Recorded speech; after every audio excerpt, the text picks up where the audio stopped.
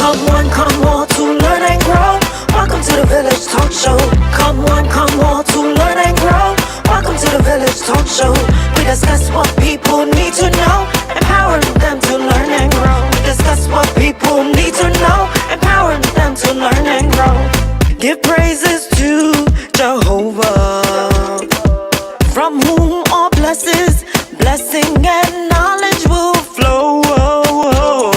Blessing and knowledge will flow. The Village Talk Show, dedicating to empowering the community to live a healthy, safe, and financially capable life, helping each one of us in realizing our dream at any age, any point, starting from today, day.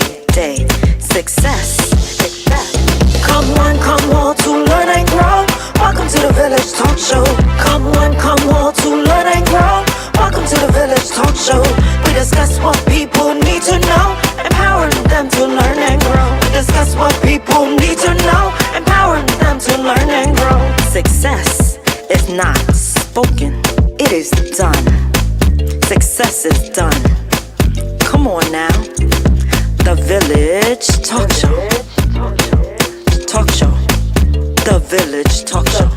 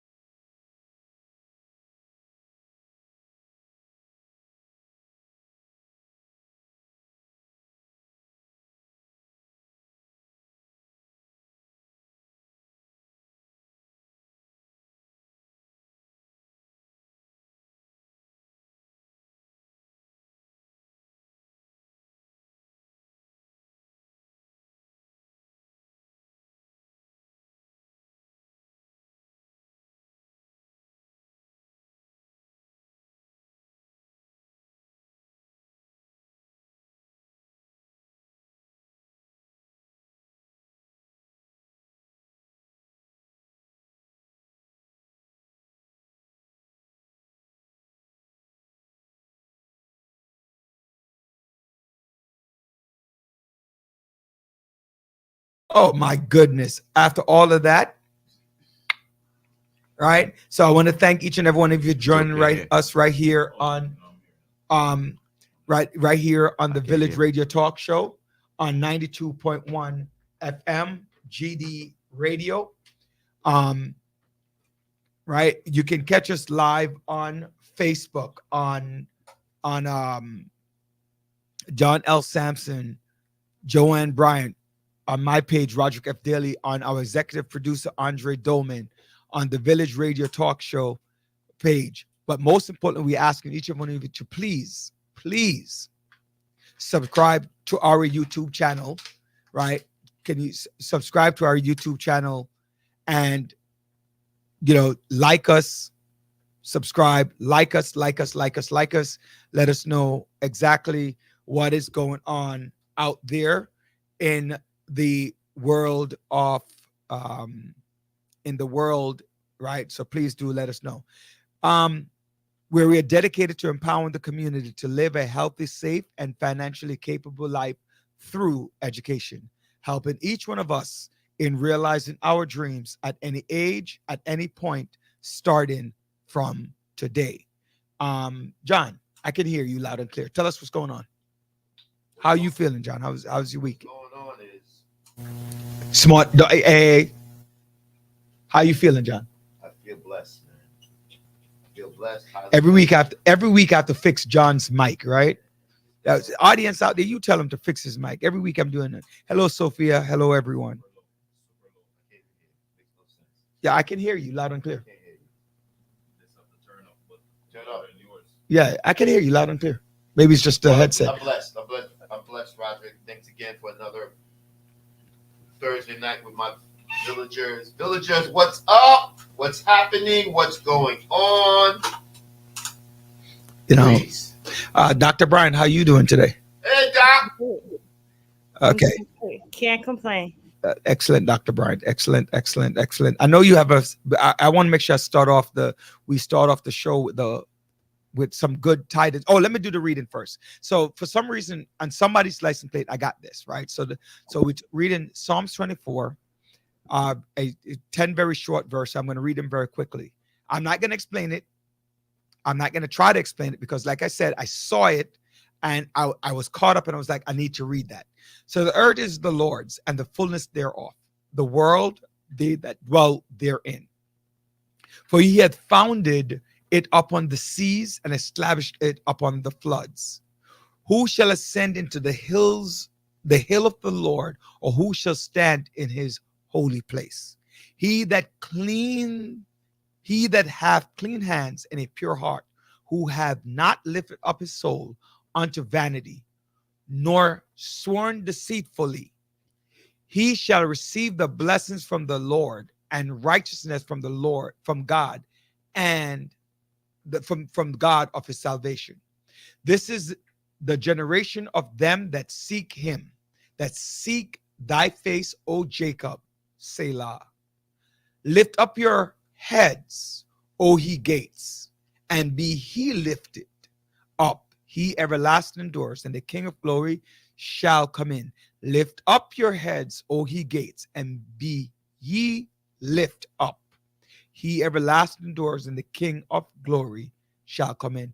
And who is this King of glory? The Lord strong and mighty, the Lord mighty in battle.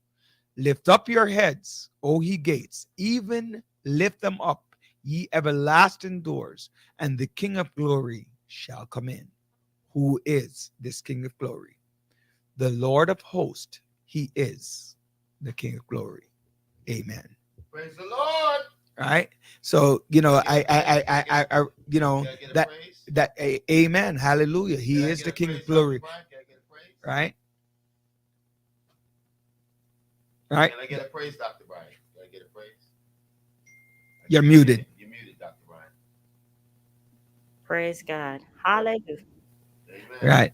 Hey, hi, all of our villagers out there. I didn't greet you, and I thank you so much for joining us on right here on our special show today. So please do join up. We're talking about community service and responses. John, you need to maybe move your mic closer. You want me to eat the mic? We can't hear you. Your mic is off. His mic is not off. It is. No, it isn't. I'm wondering what's going on with his mic right now. Give him that one. Try that one. Try this one, John. Can you hear me now? A little better. Hello? Yeah. 1 2 1 2. Yeah, there you go. Now Thank you you. are. All right. So John's gonna have to be a little bit closer to me today. Oh, hell no. All right. So, I first of all, Dr. Brian, I just want to make sure that I follow up real fast. Somebody special to both of us, more to me than to you, right? Was celebrating a birthday yesterday. Who that person was? My mama. Okay, my mayor, right? My mayor. Hold on. So Dr. That's so Mom's Mrs. birthday Pierre, yesterday? yeah, Mrs. Yes. Pierre, go ahead. Mrs. Pierre, bless up.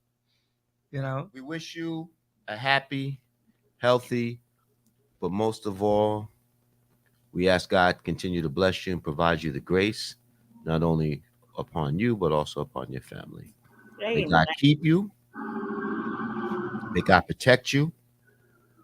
And may God provide you the insight and the vision to prosper. All right. I know that says Roderick F. Daly and Dr. Joanne Bryant, but is John Sampson. I guess we didn't change the screen. She's prettier than me. That's why. Uh, yes, Doctor. Yes, Dr. Bryant. So who else is celebrating their birthday? My nephew, Jalen, and also my niece, Raya. So they're my mom and my niece. Her birthday's tomorrow. Jalen was watching. His birthday was a couple of days ago. So shout out and happy birthday to all. So it's like a series of October birthdays back to back to back. Also, So- I want to shout out my niece, her birthday, Ebony Henriquez. Her birthday's on October 15th. Want to give her a big shout out. And also, my niece Christy, her birthday sometime this month too. Big shout out.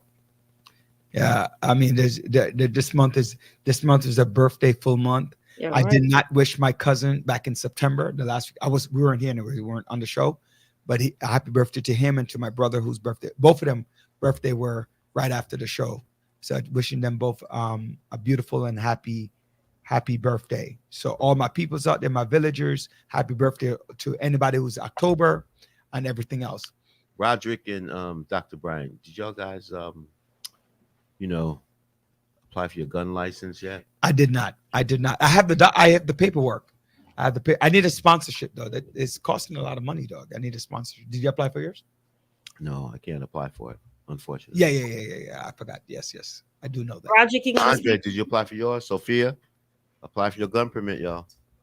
you gonna sponsor me, Roger? Oh, If I my just man said, villagers, my man Andre said he got his fist and he got a sword. well, one, I've never seen a fist beat a bullet from a distance. Up close, yeah, he's stupid enough. How do you have a gun and be up close? Speaking of, yeah, I by the way, Dr. Bryant, I did ask, right? And yeah, I agree with the shield. However, God says, he helped those who help himself. Right. Even the Mike is fed up with John. The man is fed up with Mike. Yeah, but I actually meant John. But who that? Who the hell you Don't think? tell me. So Even the mic is fed. You see, I try to be nice, but you see, all right. you're pulling me back in. But I'm not going to fall for the bait. No, that's Simone. And you don't spell Mike Mike. Thank you. And you call yourself an educator. Yeah. Preaching the word of God. Wow. That's Wow. Oh, yo, wait, Simone. Blue. Simone, I don't want you coming back. Do not come back, Simone. That's Simone? Yeah, that's Simone. I didn't know it was Simone. Right. All right. Fire burn, Simone. Fire burn. Right. So, very sadly, and this is one of the things I'm talking about, right? We had I don't know the background story, but either way, I don't care what the background story is, right? What are you talking about? I'm gonna tell you right now, on Tuesday, coming out, look, before I forget, look, here we go. There you go. That's all for you, John, right there. Mr. Mike. You know that. All right. Check one, check two. Right. Check 1, 2, 3. So the mic, I'm talking about the mic. The young man was coming out of work at school in front of children. In front of children, the person can be seen going back and forth and waited for the person to come out of school Really? and shot him in the head. Really? 19 years old. And when we talk about reckless abandonment for life, he didn't care that he did that. Exactly. He knew where that person was. And he came out and he shot the young man in the head. Right? Shot the young man in the head. The man is clean. The young man, 19 years old, paraprofessional. Whatever happened, he made a change, right? He made a change because now he's working with children in the school. No, it was the mic. right? So The suspect is also 19 years old. yeah, did they find him? They got him. They captured him. Yeah. Yeah.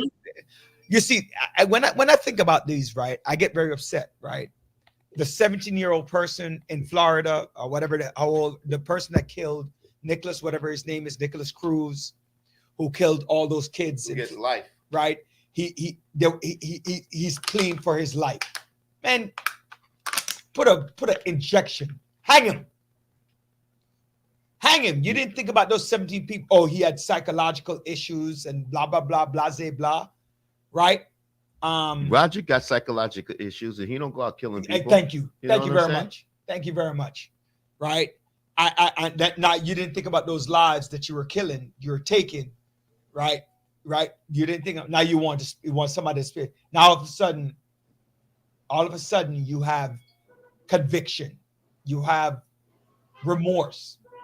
I ain't hear nothing about that now. Right? You want to, you're like, no, I will hang you on the spot. Right? I will hang you on the spot. How you gonna do that? Yeah, How because you gonna hang somebody? You barely have force. You gonna do that? what? You don't have no strength to hang somebody. How you gonna do that? Again, let me tell you something. You know, I've had this discussion. As we would say, kumbaya. Right? It's not about the strength to hang somebody that bothers me, because I don't believe in the death penalty. Yeah, but I don't believe in hanging somebody either. I don't care how you listen. If you don't believe in the death penalty, so why are you hanging? No, I'm gonna tell you what happened. There's a reason why I don't believe in the death penalty. It isn't because I don't think that there should be a death penalty. The reason why I don't believe in the death penalty is because it's an unfair, right? Unfair consequence to people of color and people of low socioeconomic status. It's very unfair. Like an overwhelming number of those people are executed in comparison to somebody who can afford a good lawyer. Okay, but that's why I'm. But Roger, you know what? Before you can even jump, and you cannot get back alive. Before you can even jump to that conclusion, you need to hear all the facts. You know what caused this young 19-year-old man to I don't care. Wait. No. To wait and lie for this young man to come outside and shoot him in the head. He got a gun. I mean, look at Mayor Adams decided to go sign legislation for Times Square to be a gun-free zone. Maybe I should have focused here in yeah. Crimes are. Let me. To me, it doesn't matter. The why doesn't matter, right? The why. No. You see that you're wrong. The why does matter. The why does matter. The why doesn't matter because, right? Let's hear this now. Right. The why doesn't matter. Why it doesn't matter, Mr. I'm gonna tell you, because ultimately the why does not bring the life back. We understand that, Roger, And but the so- whole point is to prevent it. I agree with that. What preventive measures could have been in place to prevent this young man from picking up a gun and shooting a guy in the head like we this? both agree, right? And there's no argument on my part. So please, just say you agree with me. No. That's all. There's no argument on my part to do preventive measures as Okay. opposed to reactive measures. Right, correct. I always believe in prevention is better than cure. I believe that full 100. Okay. The why doesn't matter because in this particular case, right? In this particular case, the why does not save that 19-year-old's life.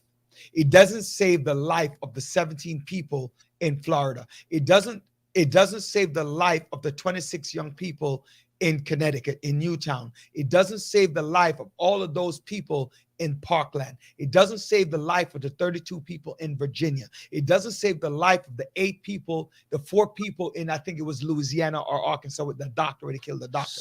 It does not, Buffalo, it does not save the 10 lives. How can it save the lives of the next victims? Because that's what we might need to work on. And that's what I'm talking about, Mr. Daly. And also, while we're on the subject of crime, right? The crime in the subway has gone up. Right? The crime in the subway has gone up. Roger. Crime in the subway has not gone up. Yes, it has. No It has. statistics. The crime is down in comparison to last year. The crime is down. But there was an elevation in crime for last month. But Right. but overall crime statistics in the subway is down from last year. Please get your Wait, wait, wait, wait. Okay, This wait, is- wait, wait, wait, Last wait, year, wait. Hold on, hold on. last year, a lot of Hold people on, were not Roger. Hold riding on. the We will train. let Andre, Sophia. look No, at no. that. I will tell A lot you. of people were not riding the train last year compared to this So, year. But that- hold on, wait. So it's an John unfair is correct. comparison. John is Unfair correct, comparison. right? John is correct. However, the raw number of crimes have increased. That's where the problem comes in. The raw number of crimes have increased, whereas the overall percentage has decreased. That is correct. So what would you rather? The increase in usership, right? And the increase in crime, or an increase in usership and a decrease in the raw number? What would you rather? I'd rather have None. safety. So, but the problem is I the 100%. problem is though people who have natural fear of the subway, right? When they hear something like that, oh, I told you the subway is dangerous. They're not hearing that the percentage numbers have gone down.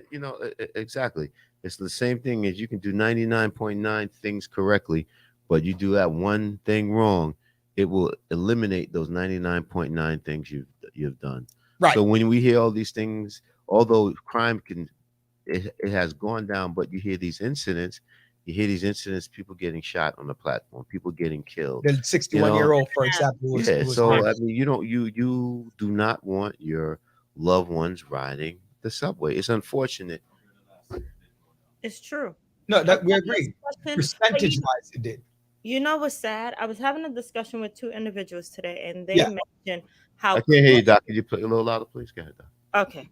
They were mentioning how clean the subway is compared to before the pandemic. You know, how they invest so much money and things like that. Cleanliness is awesome, but safety supersedes that. So, You want a dirty subway, but as long as it's safe, right? no, I'm not saying all I that. think I would say, right? I would say that that the dirtiness of the subway is a factor. Mm-hmm. Right? It is a factor in terms of it is a factor in terms of keeping safety. That means that there's really minimal people who are there to take care of the subway.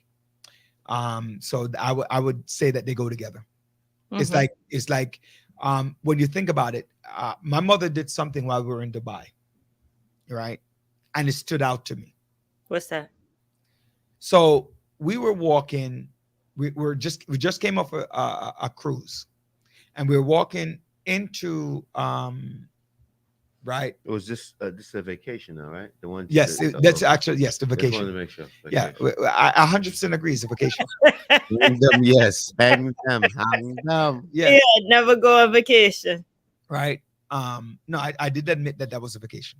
Mm-hmm. Right, I did say that, and the Florida thing was a family thing, so I agree. But my mother did something that made me think about why I disagree with you, Dr. Brian.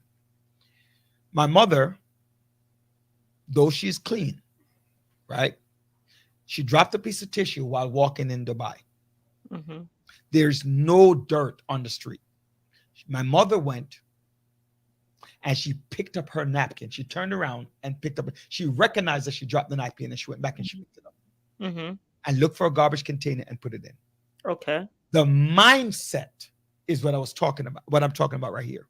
Mm-hmm. The mindset changes. Like, think about if you go and you're studying in a clean room. When you walk into your house and the house is clean, what is your mindset? It changes your mindset. Think about it. Changes your mood too. Changes your mood.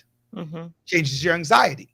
So it can affect, right? It's like being in a black room, right? Rooms with a black. That's why they tell you don't paint any of your rooms black. Why? It changes your mood. Mm. But you know, that's also I don't like that. You don't like what?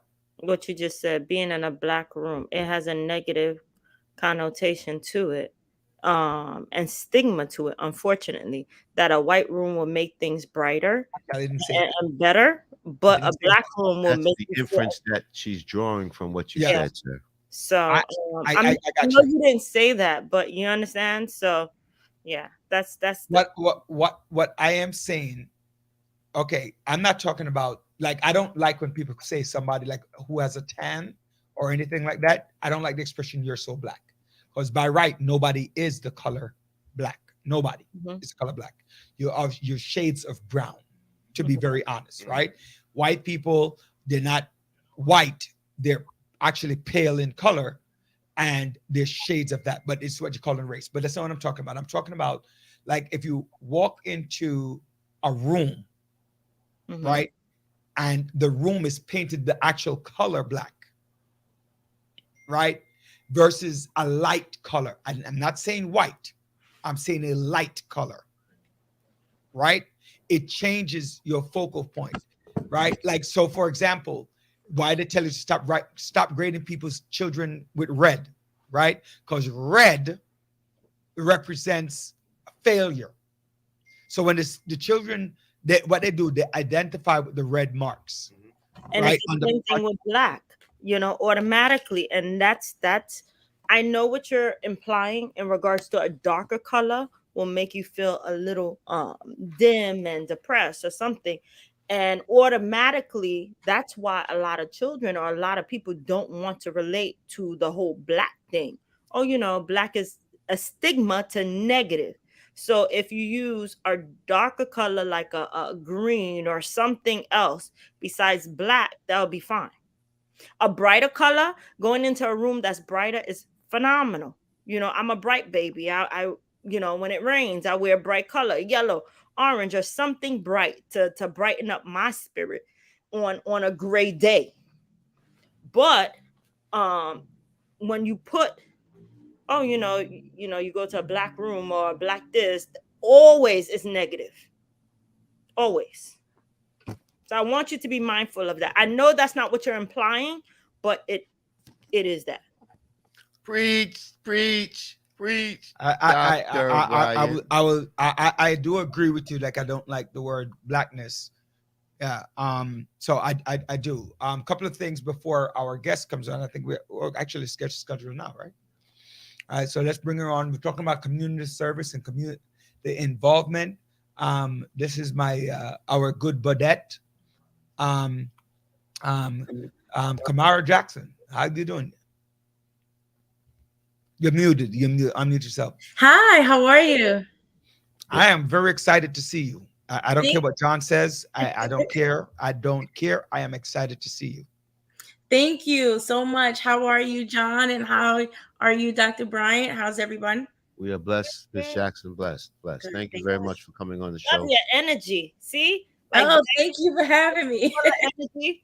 I love that. In one of my groups, right, I was talking about 501c3s, and they're talking about they were arguing that, oh, sometimes they collect money for this and money for that, and um they don't Deliver. Wait a minute. deliver. Stop, stop, stop. You went straight into your question. You didn't even introduce the young lady. I'm Hi, sorry. Miss It's Camara. okay. How are you? But it's okay. Listen, let's straight Kamara, talk. Kamara, Camara, Yes. Miss I Jackson. stand. Wait, I stand corrected. It's just so that what you do is so important that I wanted to get to it. So I Clean apologize it for up, that. cleaned it up. No, but that's what it is. How are you? Please introduce yourself to our listeners. This is the first time some people are actually seeing you and meeting you virtually. So please Yes. introduce yourself. Thank you, Camara Jackson, and I am the founder and executive director, sorry, of one of those 501c3s, community-based organization, Elite Learners Inc. Elite Learners is based in East Flatbush. We have sites in Brownsville, Prospect, Lefferts Gardens in East New York. We service primarily Central Brooklyn. And what do you do? Elite learners. What? Yeah, so Elite Learners is unique in the sense that we have two departments. We have an educational department and an anti-violence department. Our educational department, in a nutshell, provides school support services to schools in the area, whether it be through safe passage programming, mentorship, dance, drama, music programs. We're that organization that just comes in and brighten up schools All and right. kind of makes our young people feel good, and we give them mentors and people that they can relate to in order to become successful. The anti-violence department, I'm proud to say, is a part of New York City's crisis management system, in that we provide public safety services to community members. So we have violence interrupters and credible messengers on the ground working in collaboration with community for it to be safer. Perfect. Boot to ground. Boots to ground. Yeah. Um, so Mike, one of the things that I immediately want to get into is like a lot of times people talk about 501c3s and how that people who invest in them, Mm-hmm. right, do not see the product of the investment.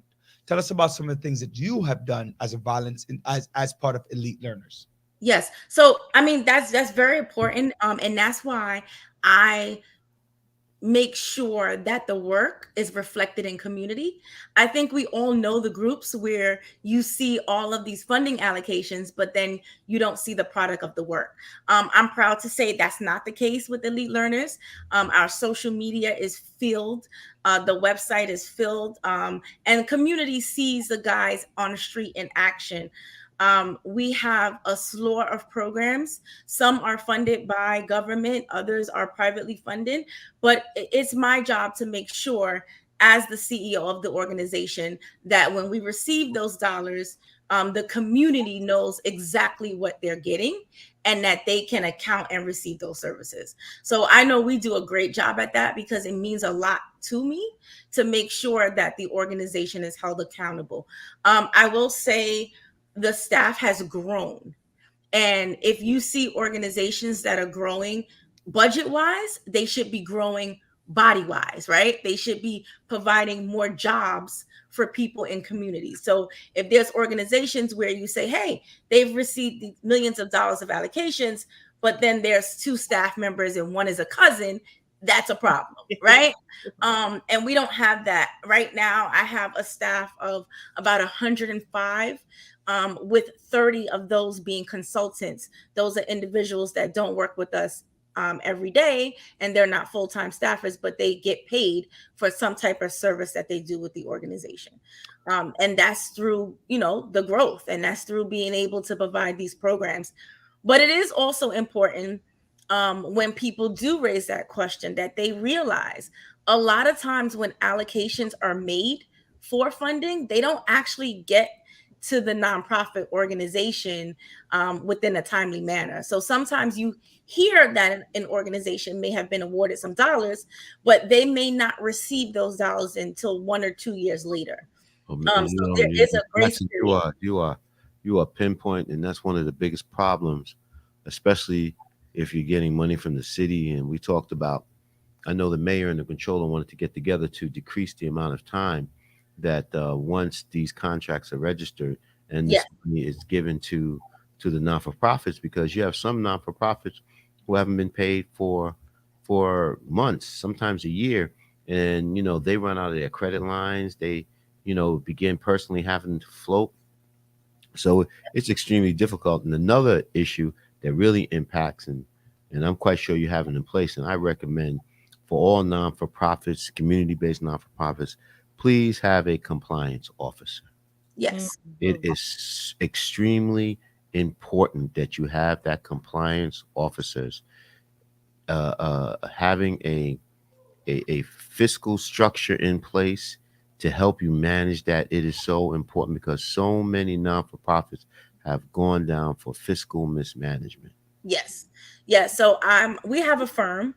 Elite Learners is one that I've always made sure that we're on top of that. And it's very important because a lot of times the organizations just don't know, right?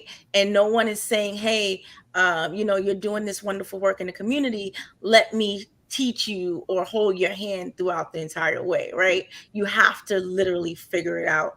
So I'm grateful for the board members that I have, and very grateful for just, knowing ahead of time what's needed to be done in order to survive and thrive at this work.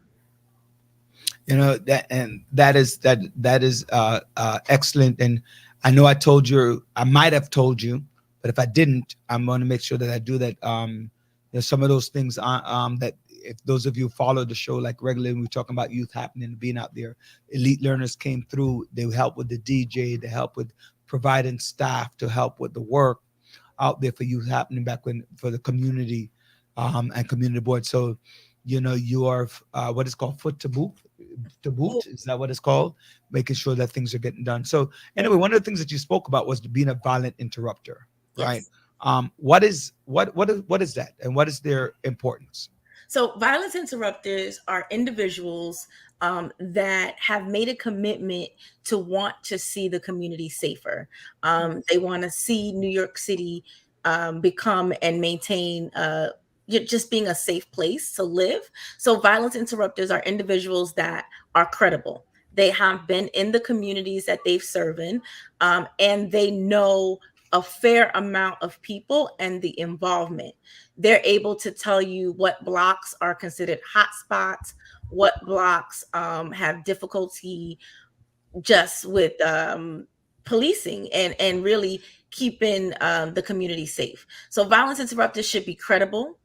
They need to be accountable for their time, and they serve as safety officers without the benefits of NYPD, right? Without the backing that NYPD has, but they have that willingness to want to serve and protect community. They should often be relatable, approachable, and I like to say, if you see a violence interrupter and you are fearful, then that is not what you should see, right? A violence interrupter should be someone that, if you can depict them in the street, you're confident enough to talk to them, and you feel safe enough to know that they're willing to help you. Mostly, Ms. Jackson, a lot of times you get some violence interrupters who are formerly incarcerated individuals who can really relate to those Mhm. out there in the street, who knows what the heartbeat, uh, what's going on in the streets, and I think that's giving them an opportunity. A lot of them just want to give back and Yep. just educate these young people on, I made mistakes in life, and I don't want you to make those same mistakes. Yes. I made this mistake, and it cost me 30 years. It cost me 41 years. I work with a young man, Mr. Paul Clark. Mr. Paul Clark did 41 years in prison, and thank for the grace of God with clemency. It was by Governor Cuomo. The last day Governor Cuomo was leaving, he granted him clemency because they tried to uh, basically, he got convicted for a crime that he did not commit. Mm. So it's important that these violence interrupters are representatives of Yes. what the community looks like, the culture of the community, because that makes them credible messengers to Yes. deal with those issues, so individuals in the streets can open up to them and speak to them.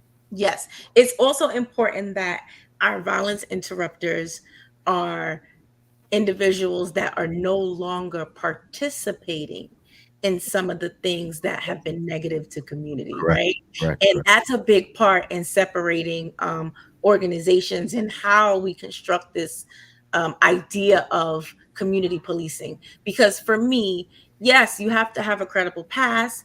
You may have served time in prison, you may have experience and ties to gang members, but it's very, very important that you are now actively serving in a better light, right? And not participating in any of those things that may lead to violence or crime. Mhm. That's so Um, true. elite, yeah. I'm sorry. I wanted to add on to what you said in regards to that. The impact that's made in regards to the violence interrupter recently, how would you say that, how effective have that been in your the areas that you service? So we're effective. Central, well, I would say Prospect Lefferts Gardens is down over 70% in shootings. So there was a block, I'm sure many of you know Hawthorne. That was like a treacherous block in Crown Heights. No one wanted to hang out past dark. Hawthorne? Hawthorne, yes. Between where and where? Between Rogers and Nostrand. That's a beautiful block now. Beautiful now. Beautiful block. Beautiful now. A friend of Love it. mine, I think, Yeah. he built a beautiful a building on that block. Yeah, I put my office. I rented office space on Rogers, um, on purpose, strategically, to be able to have the adverse effect on that block. It was a block that took a series of shootings, just a series of things that had happened. And in coming into the district, I said, "Listen, I would love a nice, bigger office." Jackson, you just got a shout out from Mr. Brandon Bloomfield. All right, Brian from DOE. He Oh, says, thank thank you. you, Elite Learners, for being a partner in Project Pivot. Yes. You go ahead. You go ahead. Hey, Brandon, how you doing, buddy? You know, and like Brandon, I could testify to your work. Couple and hey, Empress, how you doing? And thank you for joining us. Empress, I had a question for you when we're done. So tell us also, you talk about violence. What are some of the things that Elite Learner does? What are some of the things that So Elite Learners is a community base. So we provide a lot of events in the community that are free. I like to touch on the holidays and provide services where families can come and bring their children and kind of get that community feel, that free, not having to worry about funding or how are you going to pay for this. So we have Halloween. We're celebrating Halloween at Whitecall Farmhouse, and that's going to be at the end of the month. It's completely free. We do a brunch with Santa where we give over 500 toys out to those that come to the brunch, and that's in December around Christmas time. So a big part of Elite is community events, whether it's movie nights in the park. We kind of sponsor and work with the council members in all of the districts to be able to have free movie nights and skate nights in our local parks. So a big part of the organization is just serving community through these free events, and it allows for us to activate spaces. Some of the spaces that I target are dark spaces that may have served as a time for a location for crime, and now we're turning those dark spaces and making them bright and vibrant. So a lot of the parks we choose are parks that need attention, and that's how we are able to get parks and other departments on board to just change these parks around and kind of invest in them. So it's a little bit of this and a little bit of that, but if there's an initiative or something that's needed in a community, we try to find solutions, and that's really what it's about. So that's the younger age group that you're talking about the event. Mm-hmm. So the teenagers would be what, the skating and Yes, the so movie nights? skate nights, movie nights. My teenagers, most of them come through workforce development, and that means that I have them employed or either in an internship. So we have about 40 slots that I employ young people all year long in partnership with the mayor's office. It's not SYEP, but it's our anti-gun violence youth employment program. And that allows me to keep the youth employed all year long.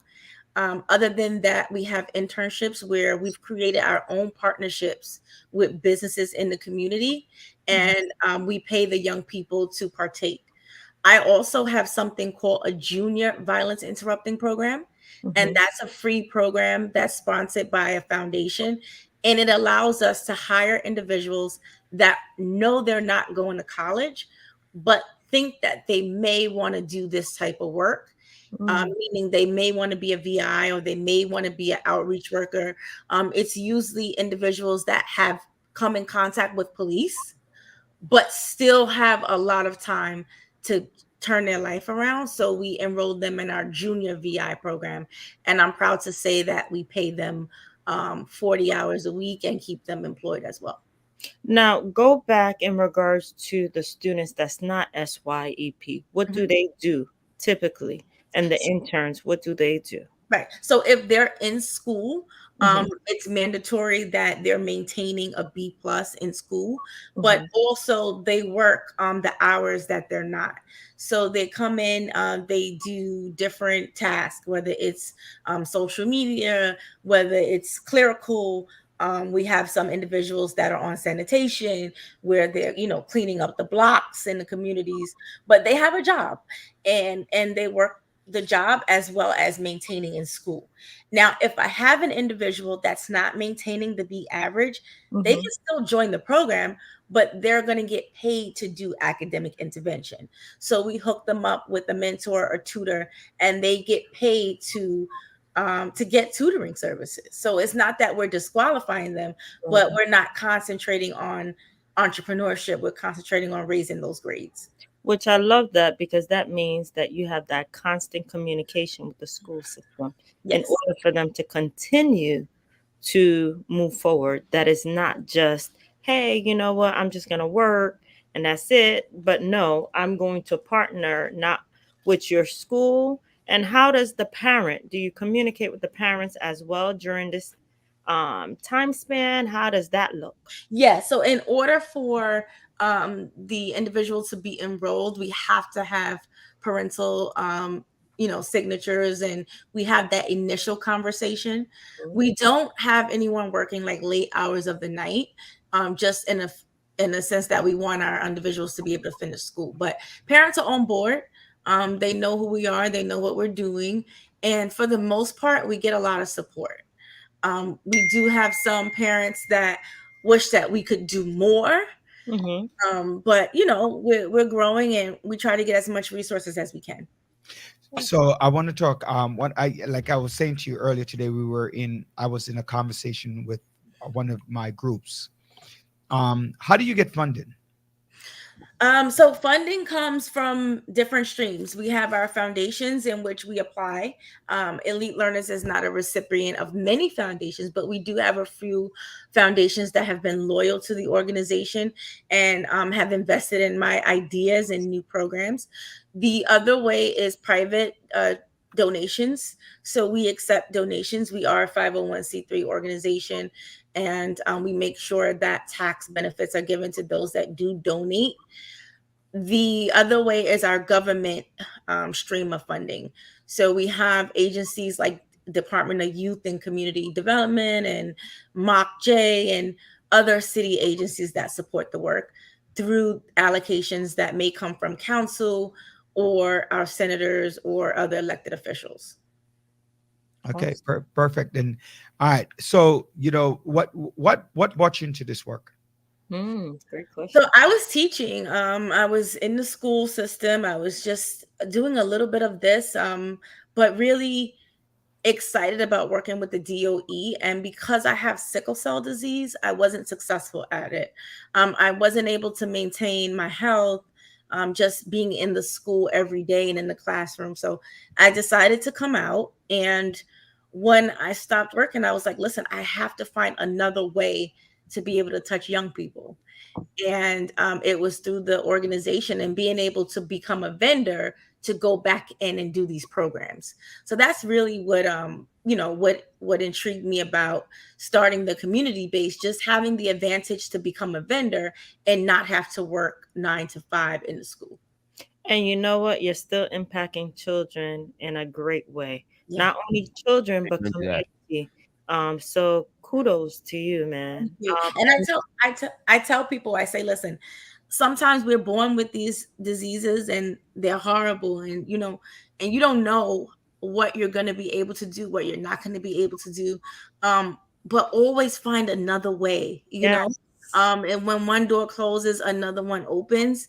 And I could remember that day like it was yesterday when I made up that I wasn't going to be able to continue my career path. It was like, what am I going to do? And just being committed to finding another way is what led us to Elite Learners. And you Uh, know what? I'm so happy that God allow you to think outside the box so that you can actually impact Thank, and make the difference in such a great way. thank you. one of my listeners, and I want to touch on the sickle cell for a minute. Okay. It's a debilitating disease, right? It sometimes it causes some serious pain. It causes some Yes. other issues that sometimes you just can't wake up, right? You literally can't wake up. But through those struggles, right, you started an organization and you're working hard, right? You're showing people that sickle cell is part of you, but it doesn't make you, Yes. right? Yes. And so the reason I'm specifically asking that question, how does that help you to drive you to do the things that you do? And I'm specifically asking because, my friend who's also a teacher, but she's not sickle cell, but she works a lot with the sickle cell groups, right? How does that drive you? Does it drive you? What does that do for you, knowing that you're overcoming obstacles? Well, it makes you feel good when you don't feel good, right? I like that. And that's the thing with this disease. Sickle cell is one of those diseases where you guys see me now, I'm smiling, I'm fun, I'm vibrant, and then 15-20 minutes later I'm screaming and I'm in so much pain and my bones and my joints hurt. And it's one of those diseases that you just can't pinpoint. You don't know when it's going to happen. You don't know how long what we call a crisis is going to No, last. you call that Miss Jackson. You call that old age. Let me call Miss Jackson old. That No, creeps up no, on you. no, oldie Yeah. but goodie. Yeah. Yeah. So you don't know. But for me, knowing that I got a lot of people counting on me, right? And I got a lot of people counting me out, right? So you have a lot of just strength to be able to push forward. And knowing that I have the staff, knowing that I have the community and the schools that have entrusted, right? You guys who have entrusted in me to do something for a community, it just makes you push forward. So there's many days, I should start at 9 and I start at 12, but I start. That's Um, it. and you try to push and just push through. And then Roderick, you'll see me sometime out and about, and you can tell that I just don't feel good. Yeah. But the idea is just listen, I'm out with it. I want those that invest in my organization, those that support and follow, I want them to know that it's made up of real people with real challenges, who really have to just be who they are, right? So I always put it on the forefront. I've never hid it, because I want people to know that it's real and it's what we deal with. But you can make it. Right. And the reason why I ask you that question is, right, I want people to be able, John, Dr. Bryant, and Camara, to be able to substitute, transplant whatever is holding you back. Mm-hmm. So it might not be everyone doesn't have sickle cell, Mm-hmm. right? Mm-hmm. Everyone is not anemic or in my case, have cancer, right? But everyone might have an issue that might not make them want to get up out of bed. But giving yourself something to do to make them get up out of bed, make you get up out of bed, makes a difference Yes. on a daily basis. And Yes. honestly, Purpose. finding something to do, I might be still why I'm here. You understand? Might be still why you're here. And so that's very important. Mm-hmm. So we talk briefly about some of the things that you do that have helped offer to children. Do you guys do entertainment? Do the kids come out and play music, play band? You have a tell us about what other things that you do. Are you in schools, by the way? Yes, we're in. Say that. Yeah, so we're in schools, and like I said, they're across Central Brooklyn. Each school has a different menu of services. So we have schools that we have dance teams and step teams. We have a DJing program. So we have many of our students who are now learning and becoming DJs. We teach natural hair care and entrepreneurship programs around barbering and beauty. So it varies, but those are where we primarily provide those services. In the weekends, we are starting a coding program out of the office locations. And of course, that's going to be a free program. It's going to start in November. But yeah, that's pretty much it. We cater to the schools And any of the community programs have either come through request of community or parents knocking on the door and saying, listen, can you offer this? And then we find a way to offer it. You mentioned mentorship. Can Mhm. you elaborate on that? Is that in the school or outside of the It's school? in the school and outside. So one of the things that you'll find when you like research Elite, it's always mentorship through drama, mentorship through Mhm. DJing, mentorship through robotics. And that was intentional. It wasn't because we wanted to be repetitive, right? But I try to tell folks that if your children or the folks that you are catering to do not respect you and see you as someone that they can listen to and really And relate to. allow you to mentor Mhm. them, then you're missing the mark somewhere. Mm. So we drilled the mentorship in so that our relationships are solid with these young people, and now we can add on the skill, but through conversation, Mhm. through engagement, through spending that time with the mentors, you're able to now DJ, but talk through life lessons, right? Right. And that's what's important about our program. So anything we do, it starts with check-ins. It starts with tapping in and seeing what are the issues at hand, and then we jump into whatever the activity is. But the mentorship is never lost. So a lot of times my principals, they, Camara, we want to see a product, and I may not get to that product, right? Mhm.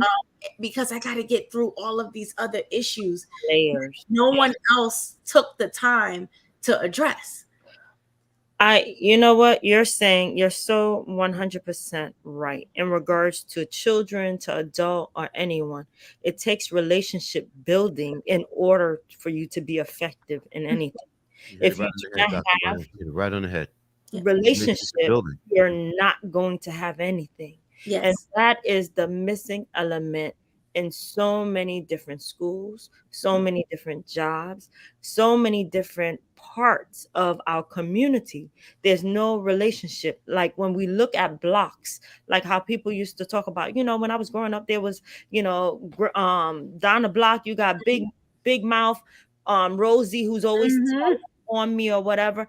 That is the missing element. Yes. Relationship, we just get home, we close our doors or whatever. So if we show that we care, if we take the time to get to know you, if we just spend 1 minute of the day just saying good morning or whatever, that will eventually build relationship. And that 100%. goes a long way, that when you see somebody off, you could say, hey, let's talk about it before you make that move that's going to destroy not only your life but also the lives of so many other individuals.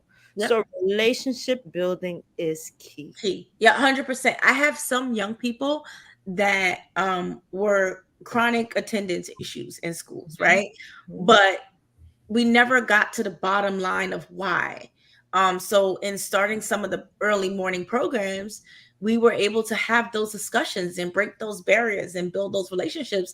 And now attendance is up, right? And everybody's like, well, what did you guys do differently? Oh, no, it was the fact that we stopped and we Yes. we built conversation, we built relationships, we were able to kind of knock down those barriers that unfortunately a lot of our young people are walking with, because they have no outlets. And we're going to get to everything else, right? We're going to get to everything else, but those relationships and building that is very important. So I always keep the same staff at the same locations, right? The same with our VIs. If they serve East Flatbush, meaning the 67th precinct, you're going to get the same guys at the 67th precinct. So my seniors know them. Our local precincts are aware of the staff, and that's intentional in order to keep those relationships going. Mhm.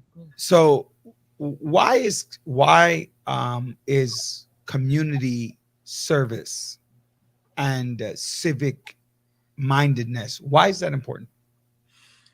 It's important because if you don't know, you cannot make the change. Mm. And if you are not active, you didn't do your due diligence to try to make a difference, right? And a lot of times it's not that folks don't want to make a difference or aren't willing to help. It's just they're not educated civically to be able to make those decisions. So we got to have civic minded programs. We got to start young. We got to talk about how important the vote is. And I mean, like, it's important who our city council member is, who our elected officials are. It's important. It changes our lives. It really impacts community. And if we don't know this stuff, then we don't know how to become a part of the solution. And we're stuck talking about the problems. All the time we're stuck being complainers. Yes. Being Yes. complainers. That's what we are. Call it as you see it, Mr. We do nothing but complain. Do not get civically involved. Yes. And- Today, I'll tell you, for example, I think we are redistricting in a lot of our communities. The district lines are changing, right? Which means that it's a lot of things are going to be different. But if we didn't partake in preventing that, if we didn't partake in at least educating ourselves on how does this change impact me, then we don't know and we can't help. You know, I'm glad that you touched on that, right? Because John, you know, it goes back to when you talk about that, right? Redistricting, the census was very important, right? In terms of how they decide what, and so now all of a sudden people are losing resources because because they woke up, Roderick. They woke up. No, hold on. So I'm now in Farrah Lewis's district. I mean, I was before, but I'm just giving for argument's sake and why the civic mindedness is important. I'm now in Farrah Lewis's district. Right. Before I was in Darlene Mealy's district, right? Darlene's focus may be, I don't know, buildings, right? Apartment buildings. She's and heavy into seniors. She loves or senior rights, right? Let's say that, right? So she's into senior. Farrah is into community building or let's say education. Okay. Right. I was into building senior centers, making sure that the generate social services for our young people, right? For elderly, whatever. That's what I was into. All of a sudden now the focus, they're no longer spending money. So the community center for the elderly, right, is no longer in our district. It's now in another person's district who has no interest in that. Not that they don't have any interest, but it's not their focal point. So when you talk about civic responsibility, right, it becomes important because it has to align with my thinking. So if redistricting is an issue, let's look at it. The person might be into health and hospital while the schools are bad, right? So the focus changes, but then you start whining because one, you didn't want to fill out the census. Two, you didn't want to do this for the redistricting. They say whiny. Yeah, whiny too much. But also, no one told us or no one tells community how important the completion of these things are. And actually, I would disagree. I think they tell them. I think is the importance of it, the value placed on it, right? Because remember, in our community, we're far more reactionary than preventative. Right? Far more. Okay. All of a sudden, you're gonna find out in a couple of months, right? Because after the census, every 10 years, they look at redistricting. It goes together. By the end of the month, end of the year, January, all of a sudden somebody's gonna say, "Oh, I didn't know this was my new city council person. Oh, I didn't know this is my new congressman or congresswoman," right? "Oh, why did they do that? I like the old one." Well, you didn't stand up. So the civic engagement that you talk about is very relevant. It's important. Yep. You know, I'm the chair of the community board. Last meeting I had 100 people, and I want to thank everybody for coming out. But I represent a community of almost 170,000 people. To know that less than 0.0001% of the community came out. Hey, that's a good number, boys. Right? Some other places they don't even come out. Yeah, you know what? Well, that's true too. Right. So I'm glad you're doing the foot to ground, and I love the mentoring component. Right. I love that. Thank you. Are you in all 5 boroughs or primarily just Brooklyn? Primarily Brooklyn. We are launching a program in the Bronx. I have an art-based cohort that's going to be in the Bronx, and it's going to give young people the ability to create a movie and show their art skills with tackling all of the gun violence and things that are happening in the Bronx. So that's new. Is launching in about 3 weeks. We're excited. We're going to have a temporary space that we're just using for the duration of the program. But yeah. Very, very excited. When you reach out and you do outreach, you say you're in schools. What about a parent who having difficulty with a child? Can they reach out to your program? Yes, just email. If you go on the website, it's several links. You can leave inquiries. Someone to get back to you. You can send us an email, DM, any way possible. And even if we don't have a specific program, I make it my business to give a referral.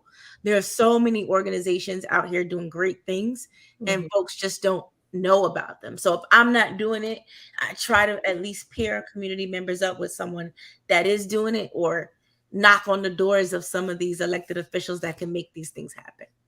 Awesome. So you provide, you do try to reach out and to provide services where you can. Perfect. I had another question for you. When did you start your program? In 2016. So is 6 years old? Yes. Do you guys do sponsorship of anything, or any student scholarships, anything like that? Yes. So we so in all of the schools that we're in, especially the transfer high schools, we sponsor young people, whether it be through graduation fees, prom, all of that. I have young people that were enrolled in our program and in college, and we make sure that every year we contribute to those individuals just for staying in and graduating and doing the right thing. So it's always, I'm always giving back. Just one of those people, I can't get it and keep it. My job is to get it and share it and make sure that community is benefiting from what we're receiving. So we do that. I'm very, very big on that.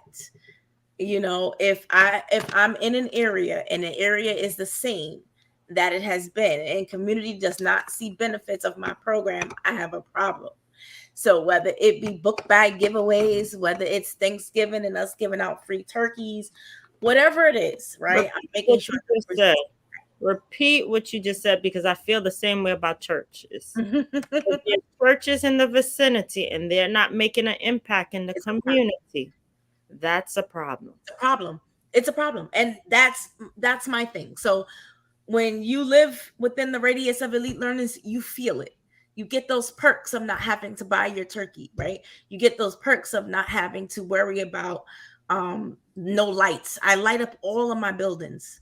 I invest in lighting for all of my buildings because I want people to know that lighting plays a part in safety. It's less likely for something to happen in an area that's well lit and secure, right? So if that means that I can invest in additional lights, if I can invest in cameras to secure my areas, I'm going to do that. And that's the way in which we need to impact community. It's not always about the monetary value, but it is about uplifting, and being able to help when you can. So I really, I'm really big on making a difference. There's not a young person that has been in need of funding that I have not offered a way for that individual to legally obtain the money. Right? Does a person's legal status have anything to do with what your organization does? No. But we do work with people and help and get those resources. Today somebody asked me a question. I guess I should reach out to you and ask you the same question. She wanted to know about her schools in Turkey. Do people have to come to you, or do you partner with the schools, with other other people to say we're going to do a turkey giveaway? How does that work? Yeah. So we look at all of the requests that we are given for partnership, and we make it happen through the request. So if someone wants us to work with a particular school, just let me know.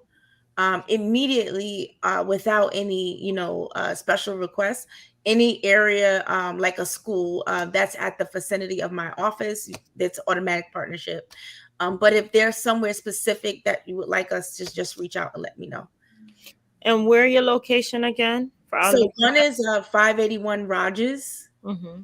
and the other is 4517 Avenue D, and that's in East Flatbush. Then we have our Brownsville location, which is 45 Belmont, and our East New York location, which is 106 New Lots. That's a lot of locations. So, Yeah. That means you're doing great work, Ms. Thank Jackson. you. Great work. all right, that means Four that, different locations, Thank four you. different places for people to reach you, different schools. How many schools are you in?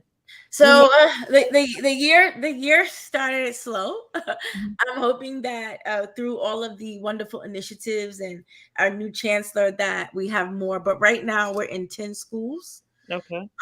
and we're growing by the day.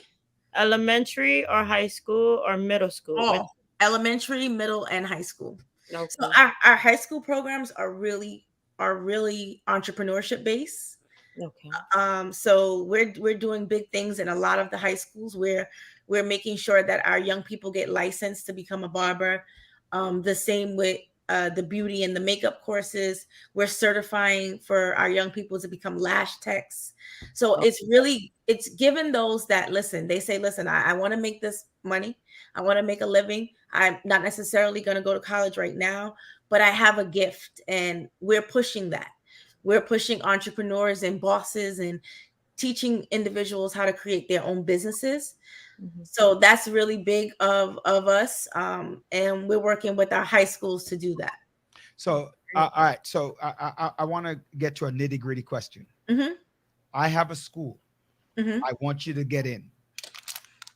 What would that school need to do to help to get in? What are some things that the school need to do to help to get into what you So if the principal can allow us to come to have a meeting, that would be the first step. It could be in person, it could be Zoom. We just need to meet with the principal of the Why? school. Because that gives us the ability to be able to see what the needs are, and then we can design a program that fits those needs and make the relationship happen. My principals are my bosses. Those are my captains, right?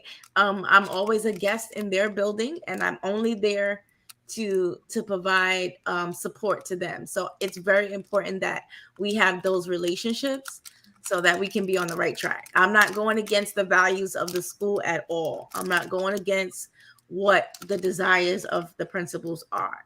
We have to be on the same page. And what's the turnaround time for, if let's say I give you a school, what's the turnaround time for them to get the program up and running? It's no specific time, as soon as possible.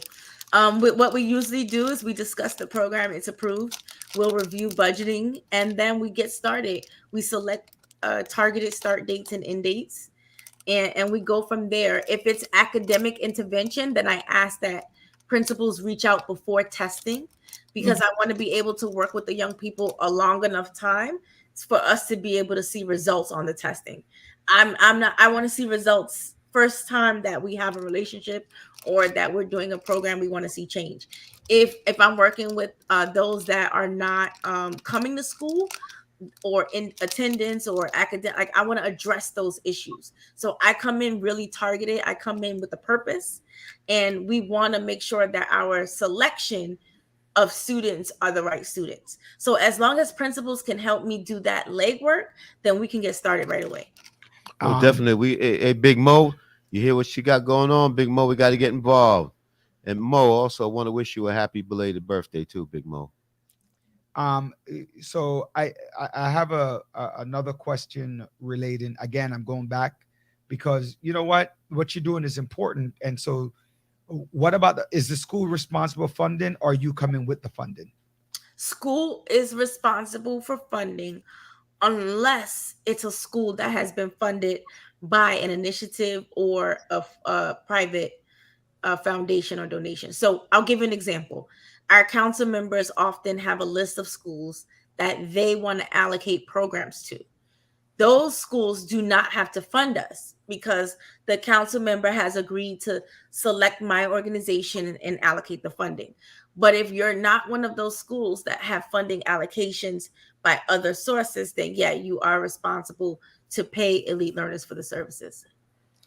Okay, so you're like an auxiliary service to schools that need help, but you provide them. It's like an outsource. I'm going to outsource my after school program to you guys. Take care of it, but Yeah.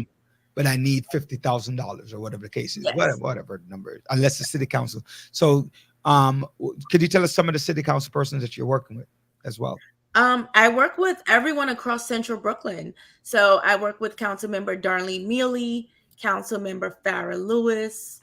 I work with Senator Kevin Parker, Senator Zelenor Myrie, Councilmember Charles Barron. Yeah, everyone in Central Brooklyn. Okay. And that's what's so gratifying about it. A lot of people talk elected officials don't do anything, but you are the epitome of what happens when you have your elected officials involved. Not only have a thriving organization, but that organization produces results. Thank I you. think that's one of the most important things.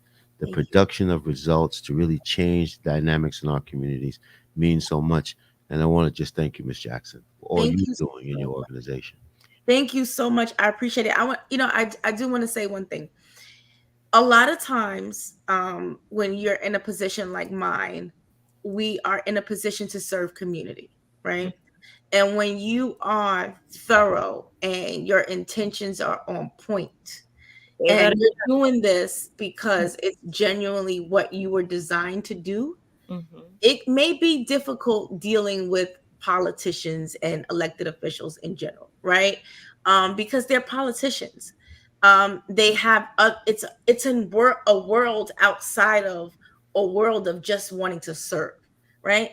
And those relationships are so important because it gives organizations like mine the confidence to be great, knowing that you have the support system of the elected official that's saying, listen, I'm supporting your efforts. I want to work with you.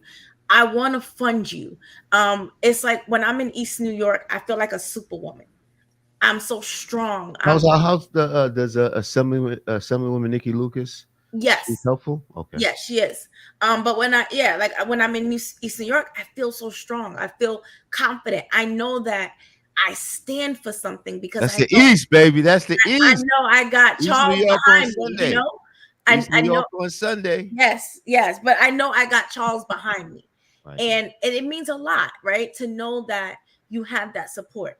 I also know that when I'm in East Flatbush and my principals say they're not happy, I have to rectify that because I know my council member Lewis is about education and she's about making sure that our schools have what they need. So the relationship is not only great for funding sources, yes, but it makes a difference in the outcomes that you receive because it makes the organization and the people that work there feel better. So I often get really sad and it's really hurtful when you're serving in communities and you don't have the I like that, Mo. you don't have the support of the electeds.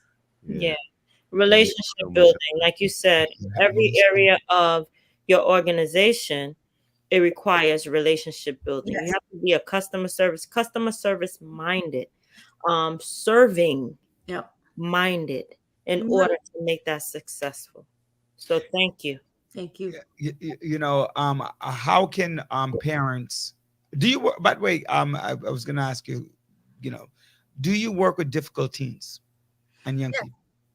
Mhm. If you work with teenagers, you're gonna deal with that. All the No, time. no, because hold on. Let's go back because the parents, some people might not have heard. You talked about the average needed, which is the B average needed, Mhm. right?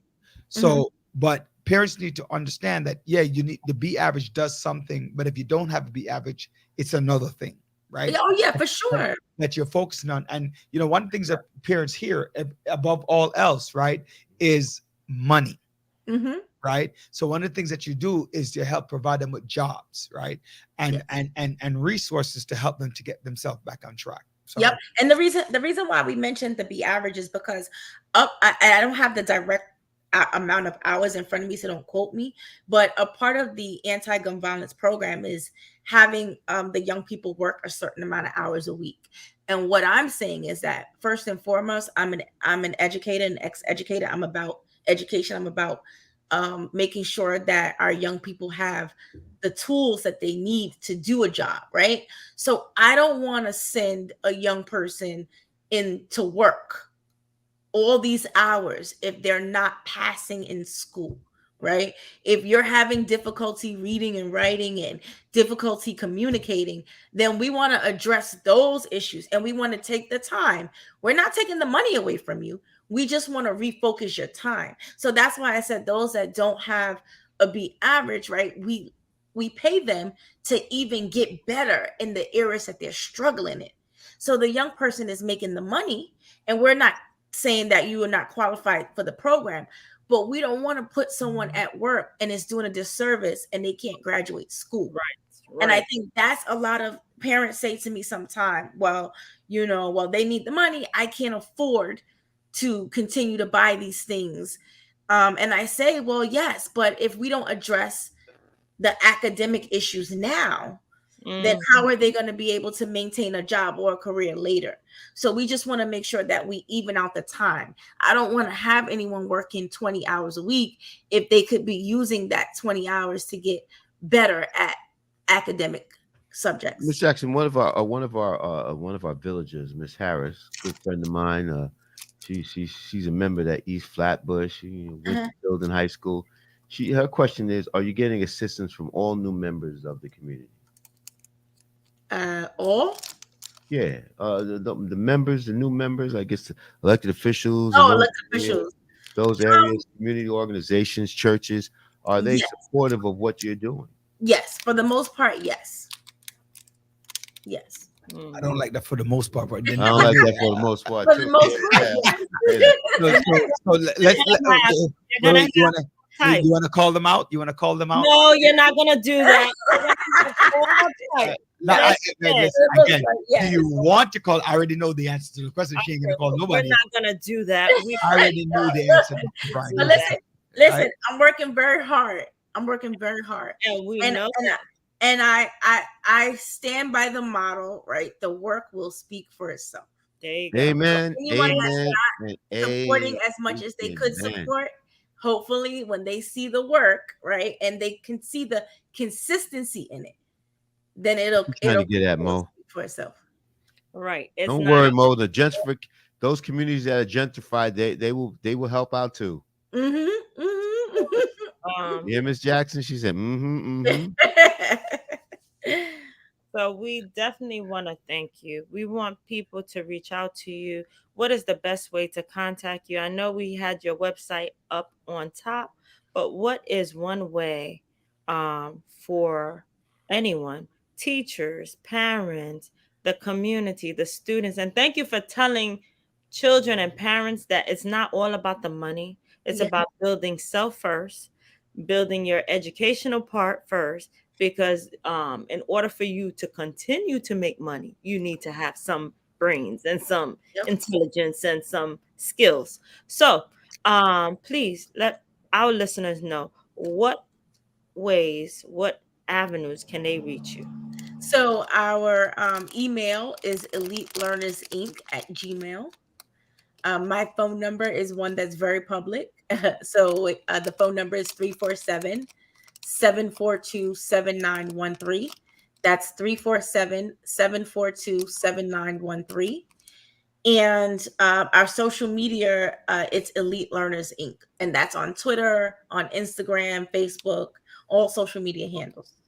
And can they contribute that way to help support what it is that you're doing in the community? Yes. Donations are very, very important for groups like mine. The website will take the donation. Also, we have a link on Instagram that you can donate under Elite Learners Inc. and email.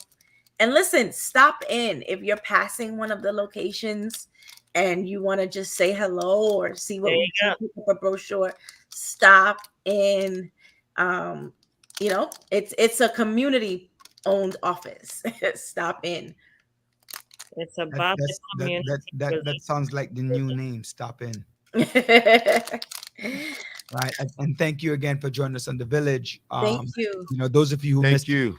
those of you who missed a lot of the interview, you can just follow back up on the Village on our YouTube channel at www.youtube obviously.com at the Village Radio Talk Show. So I appreciate you so much, elite learners. Thank you. um Camara Jackson, our executive director. God bless and have a great evening. Thank you. Bye bye. Thank you Right. for joining us. Bye bye. You know, she touched on things that are vital and the importance of utilization of resources, right? Getting out to the community, getting things done. A lot of people don't know how vital that is in terms of moving your community and changing the community, moving it forward. And it's not just a game, right? It's really a certain level of importance and dedication to what it is that you do and what it is that you're doing. So we appreciate her for that.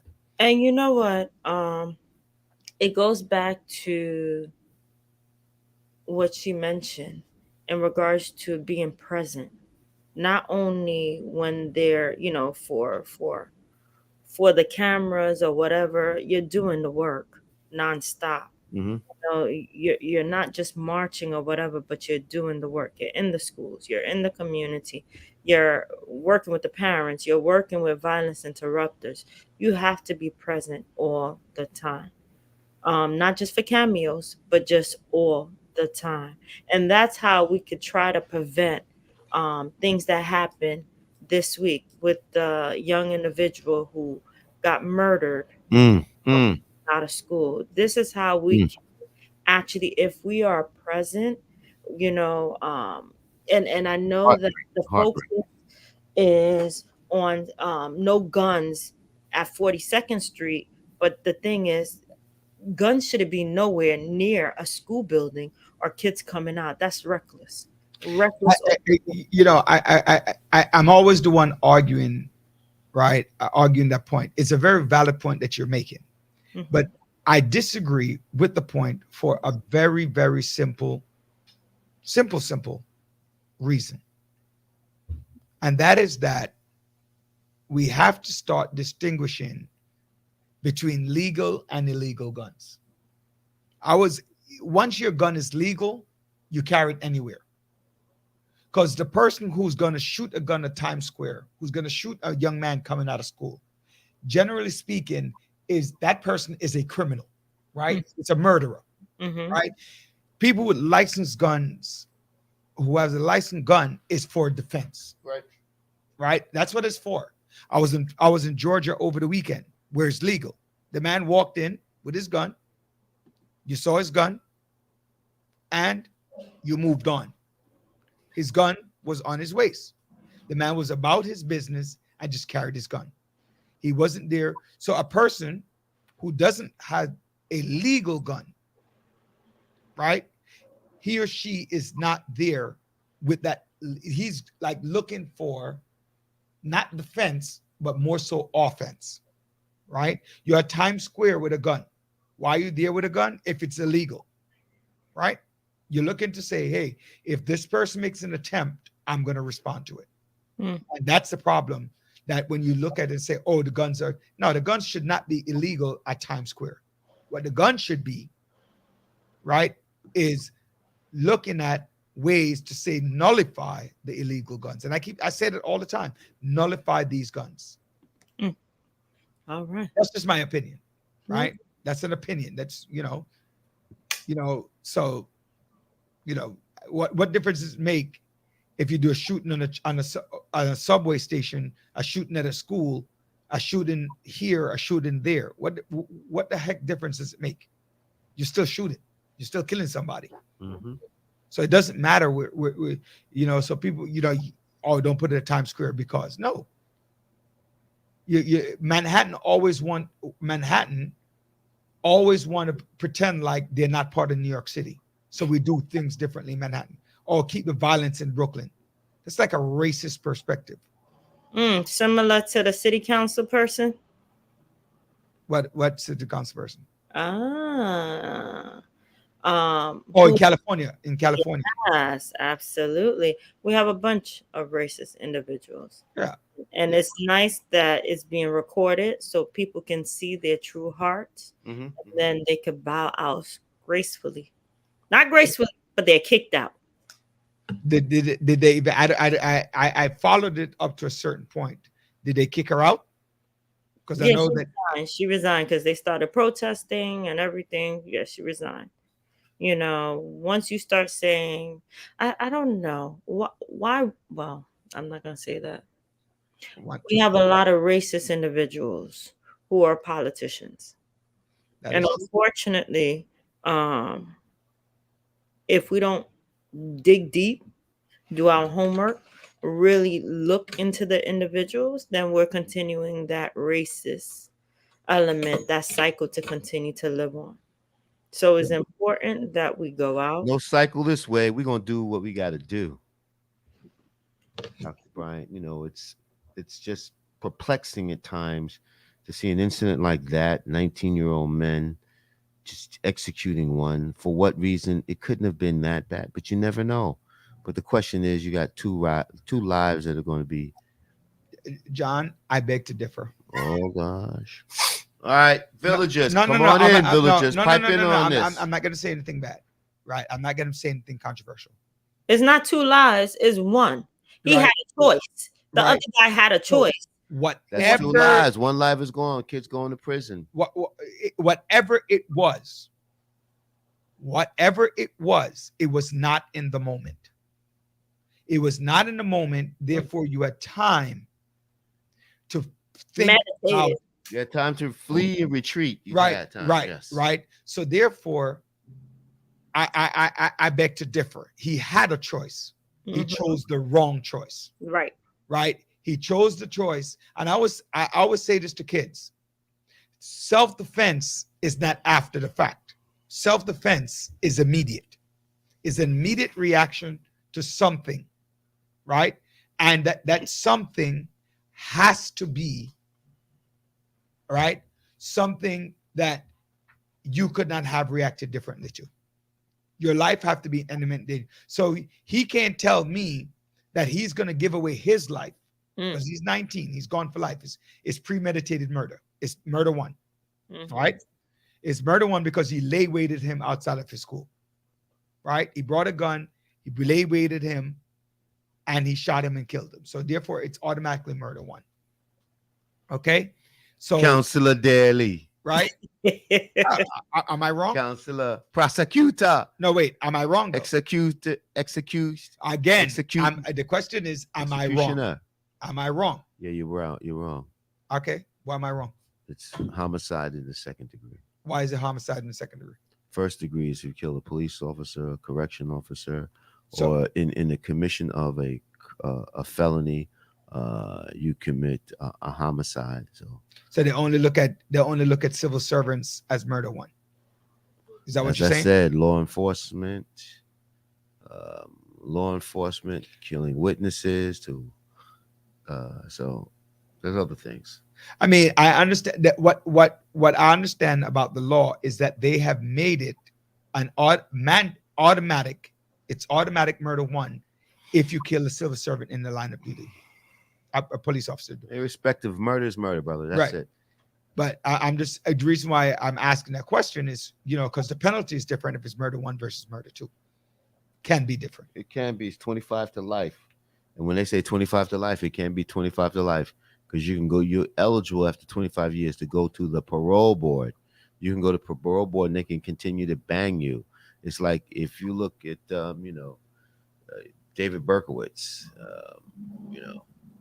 so every time they go to the parole board, gets banged. You got to wait 2 years to go again. So, Yeah, but my thing is he should not, like, there shouldn't be a point of parole.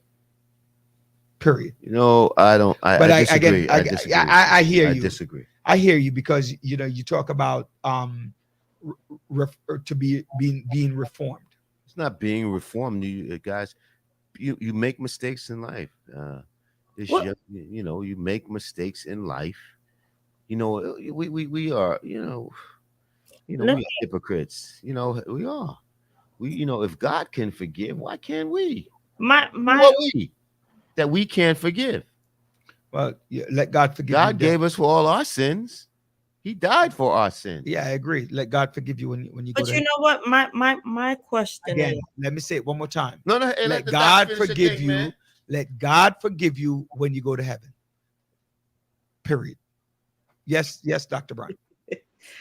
oh, I don't understand why our young folks decide that murdering or it's either the gun or stabbing or whatever, destruction is the best way to go when you can't when you don't get your ways, if you get this, if this one stepped to my girl or whatever. I don't understand why the first Don't thing get me started with that girl you thing. think is destruction of one another. Hey, you disrespect me in front of my boys. The same thing. Why do we feel that someone's life is so easy to take away when we Because didn't we get don't value life. We don't value the that's the existence problem. of life.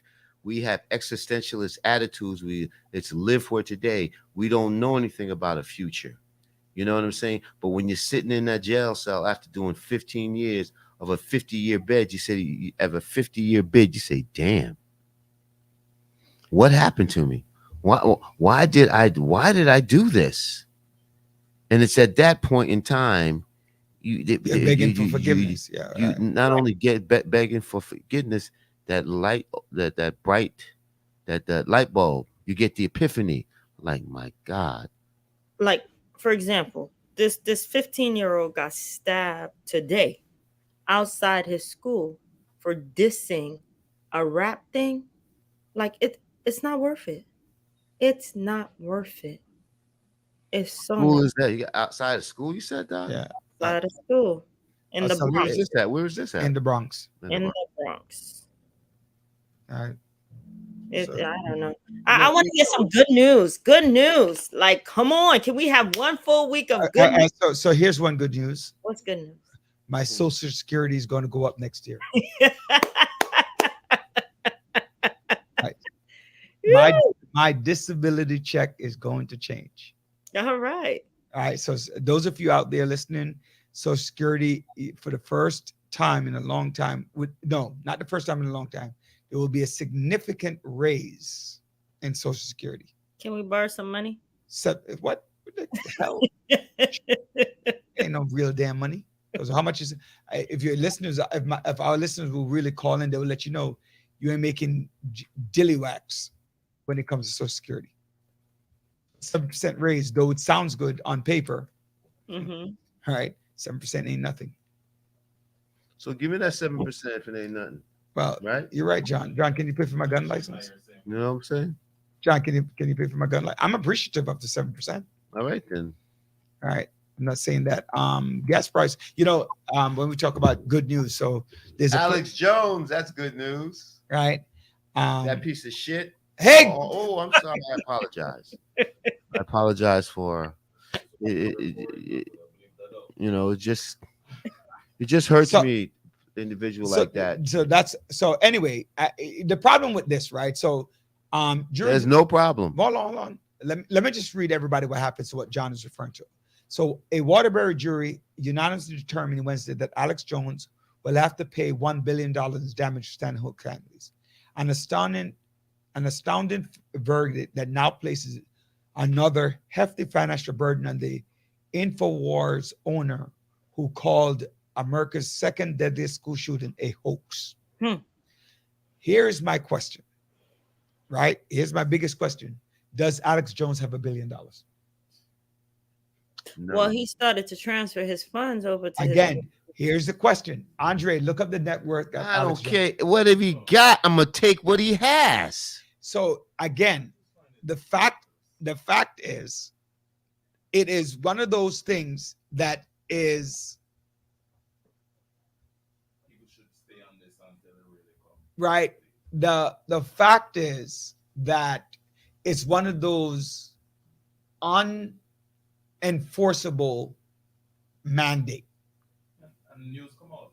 Forbes, Alex Jones likely doesn't have $1 billion. Right? He does own 5 homes in Texas. Right? All those. So he's going to be broke. His net worth is between 135 and 270 million. Right. So he's going to be broke. Right? He's going to be broke. I don't know what he does for a living. What does he do for a living? Infowars. Yeah, we know about the InfoWars. His net worth is between 135 million to 270 million. All right. So you're ordering him to pay what he doesn't have. No. Hold on, Roger. He has $1 billion judgment or whatever it is. They get the judgment. What they can do with it, force sales on his homes. They make him broke. They can make him broke. Yeah, right. They can make him broke. But the fact is, if they take away his, first of all, they cannot take away his life. He has to be able to live, right? Of course, you want him to live, right? No, but I'm saying, even if you took away, you can't take away 270 million, right? Who says you can't take away 270 million? You cannot take it. He still has to live, right? Right. So he still has to live, but he's going to see a substantial decrease in his fortune. Right? He could shift his money around to people for a little bit. He can't shift his money around. Yes, he can if he had done it before. He could, but maybe too late now, but he probably was doing that before. Right? Right? So the fact of the matter is, I believe you go after what you should go after. What you can, what you know people are going to get. Don't build those 26 families hope up that they're all going to get $20 million, $30 million. It's not about the money today. What is it about? It is about the point to stop individuals who want to disregard the pain and the anguish of families who continue to promote these fictional lies, promote these lies that have an impact. What they're saying is, words matter. You know what I'm saying? These families don't care about the money. So InfoWars, right? The parent company for free speech system, right? Filed for bankruptcy earlier this year. A move that opposing attorneys said Jones made to avoid paying millions to the family. So he has already put into play bankruptcy. That doesn't mean they can't pierce it.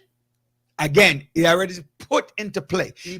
John, I agree with you. I'm not even disagreeing that he should be paying money. I'm just saying pay what is due, what he can afford to pay. Brother, make him feel the pain of what he's doing. Make him feel the pain constantly. Every day you got to pay. Even if you got 270 million, even if I get 170 million or 270 million, he still got to pay me.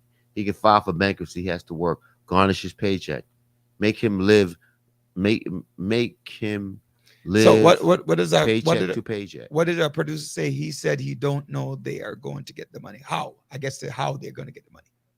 Which is a good question. They don't know how they're going to get the money. Very simple. You can get the money. He has property, whatever property he has, foreclosing the they're property. going to get some. That's not my point, John. My point isn't that they shouldn't get money, right? My point is why. So basically what they're saying, he's going to live destitute for the rest of his life. Of course, close to being destitute. Yes. Yeah. His mouth is the problem. All right. Oh, by the way, happy birthday to my cousin Clive. Wishing all the birthdays. I forgot to tell him happy birthday. So I mean, I'm not disagreeing with you that he needs to pay, and a lot of people need to pay for comments that you're reckless comments. I keep telling people all the time, watch your mouth. I always say to people, free speech doesn't mean you could say what you want. Free speech means you have the right to remain silent. Right? It's not to say, it's my mouth. I could say, no, you can't. No, you can't. And he's feeling that right now. Right? He's feeling that right now. Right. And so people out there, stop saying, I could say what I want. No, you cannot. Ask Alex Jones if he could say what he wants. He has to pay more to the family than the actual shooter. He has to pay more to the families than the actual shooter for the stupidness of his comment by saying, because he's a Republican, right? He's a Republican. And he wanted to make sure that people say and believe that what happened in Sandy Hook was a joke. Mm-hmm. That's what happened, Right. Correct. right? And so now he has to pay for, what is it called? Free speech. It's not, you do not have free speech anywhere in the world. Mm. Some places will tattoo you greater than other places. Some places will jail you for what you say. In America, Alex Jones is gonna pay up the wazoo. Andre, who's one of her sponsors for a show, right? So we're looking at the single parent university, right? So, ladies and gentlemen, we're brought to you by the Single Parent University, where they help single parents. Please, right? Do reach out to them. We keep advertising it, asking you to come out to have questions, get some answers for the Single Parent University. It is help you with financial responsibility, and they'll provide with you education, after school support, transportation. They'll give you a social support hub, career exploration, legal assistance, personal development, mindful parenting. Right? And so call them text them at SPU. This SPU meaning Single Parent University. 712-71441, or you can call 646-779-6767. You know what I read earlier today? What you read? No, yesterday. About how ACS unfairly knock on the doors of people of color far more.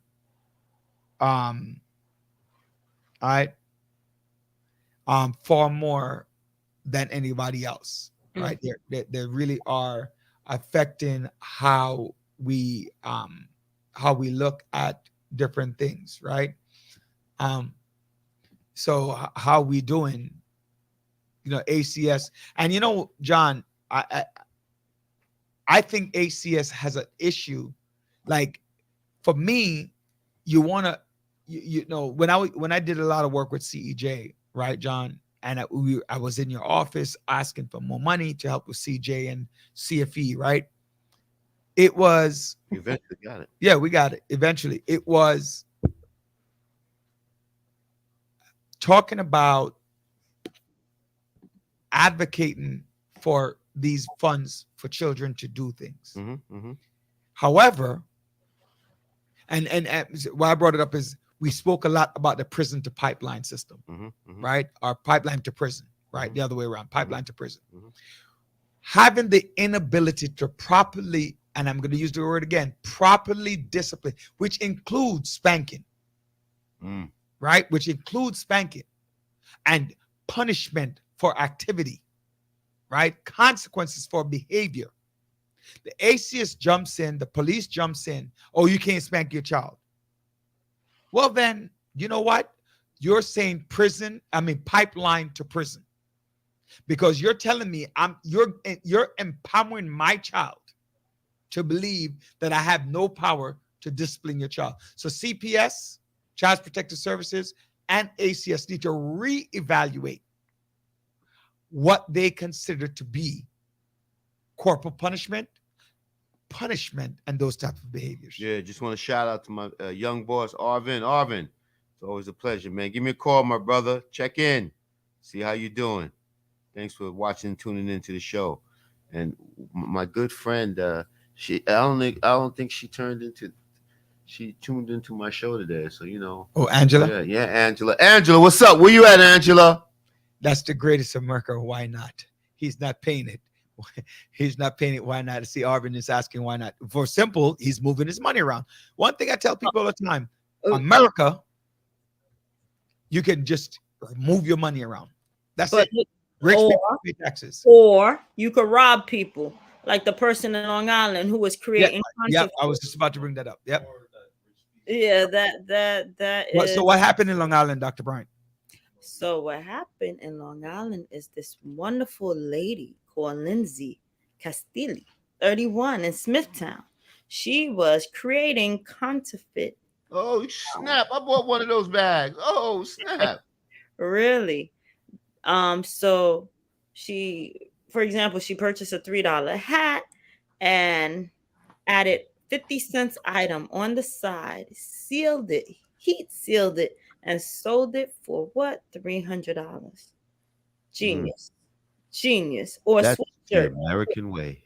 Wait. Hold Or on. the $10 sweatshirt and put a Chanel logo on it. See, that's the thing. When we're name brand crazy, sold it for what? $55,300.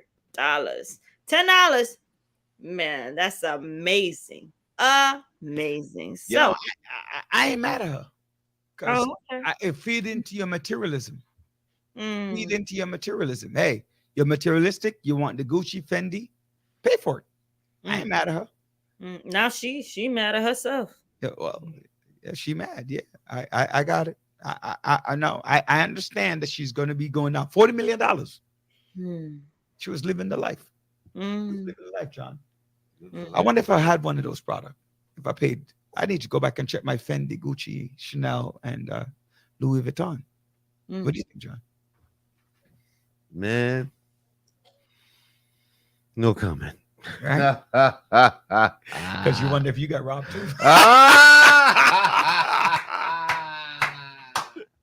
You no, know, I didn't get robbed. No. I went to the store. I actually went to the store too. Yeah, you know, it's funny. I walked into the store as I walked out. But let me tell you, ladies and gentlemen, why I like to go to the Louis Vuitton store. I'm gonna tell everybody this. Oh, here we go. When I walk in, right, they're like, "Good morning, sir. Good afternoon. Good evening. Whatever." They're like, "Do you want a cup of water? A bottle of water? You want some coffee?" Well, in Dubai, they served me Avion water. I took 3 bottles of water, 2 cups of coffee, didn't buy anything. My wife got 2 bottles too. Like, shoot. Yeah, you spending my money. I'm not sitting here and being a hypocrite and saying I don't know, I don't own name brand things, right? I do own some, but I could tell you up front, I ain't buying them like that, right? I told people, yo, a $50 belt, a $10 belt fit just like a $600 belt. Same damn belt. And tell you what, when the $10 belt goes bad, John, I buy another one for $10. And I'm still saving because a Louis Vuitton belt costs everything over $500. It starts at about $500 for the belt. I can tell everybody that. Or just buy a good belt for not such a high price, for a good price. No, but it's whatever. Even if I paid $50 for the Or belt, we can go out to Long Island. and but you're gonna pay. But wait, if you go to Long Island, you're gonna pay for the same thing as a Louis Vuitton belt. So you're not. I don't want to go to Long Island, right? I definitely don't. I want to be able to go to the store or whatever the case is and buy whatever I'm buying. Yo, thank you, Deirdre, for ratting me out. Right, look at this. I saw you with the Gucci belt. I'm not saying I did say I don't own. I didn't say I didn't own anything, right? I didn't say that. What I said was, right? What I said was, that I'm going to buy. You look at me. I look for the things Slick that are Rick on says, I got sale. Gucci underwear, Right, fresh dress, like $1 million bucks. bucks. You know what I'm I saying? threw on my Bally shoes. Yeah, I don't even have. You know, I bought a pair of clocks. Right, I bought 2 pairs of clocks.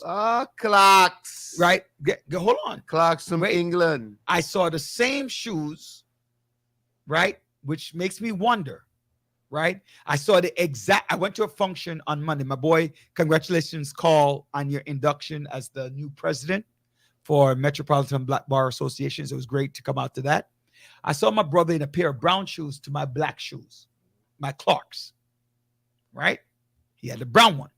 His was Cole Hand. He paid $200 and something for the same shoes from Clark's that I paid $40-something for. That led me to a question.